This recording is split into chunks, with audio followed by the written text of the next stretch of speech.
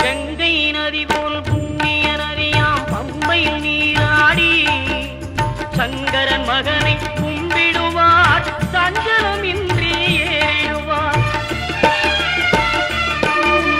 நீலிமலை ஏற்றம் சிவபாலனும் ஏற்றிடுவார். காலமெல்லாம் நமக்கே அருள்காவலராயிருப்பார். தேகபலம் தா பாதபலம் தா தேகபலம் தா பாதபலம் தா தேகபலம் தாய